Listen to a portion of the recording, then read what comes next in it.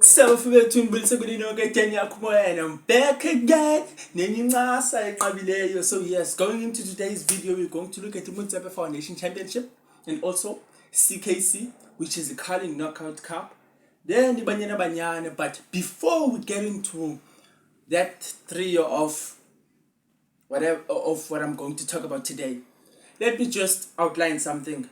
The African Football League is starting today, and it starts off with the Al Ahly taking on Simba in Tanzania. So that game will be kicking off at 5, and you can just catch it at SABC Plus because the tickets have been sold out now. So that's a very beautiful thing for obviously the stakeholders and all of that. But for you as a person that didn't get the ticket, is obviously a bad thing. So you can just go and search sabc.com, or I'm not sure if it's sabcsports.com, but you can find that match at SABC Plus. So yes, going into today's video, we're going to start off at Mutsepe Foundation Championship, which is the second tier of South African football. So Upington City, which was recently promoted, has roped in 3 players.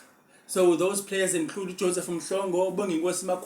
and Keletso Magalwa. So you've obviously seen the fact that Joseph Mhlongo was released by Upington City earlier on this season, or I think before they even started, he was released with Pomakola. Apparently they just didn't get along in terms of the contract agreements and stuff.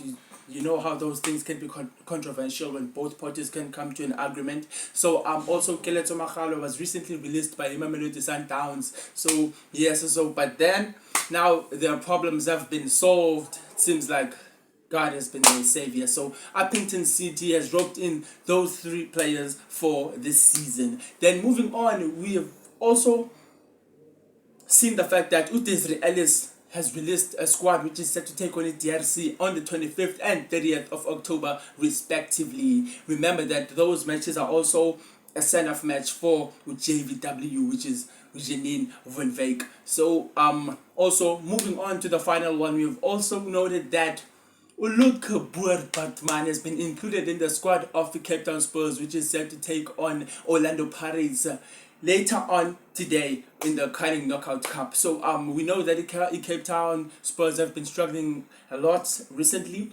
So them including Baartman, who recently won the Coke Cup in Athlone against Matroosfontein, is also one thing to look out for, considering that the boy is only 17 years of age, having played 5 games in the DDC and scored 6 goals. So he is on form. In terms of goals, he is exactly what Cape Town Spurs need going into today's game against the Orlando Pirates. So with all that being said, we know that some of the players of the Orlando Pirates are also tired because they went to play for Bafana Bafana in Ivory Coast, which they drew that game by 1 goal apiece. Yes, they drew that game. It was 1-1. So we just hope that those players don't get to feel the effects of fatigue when playing against the Cape Town Spurs. And I just wish the best of luck to both teams. Until next time, catch you.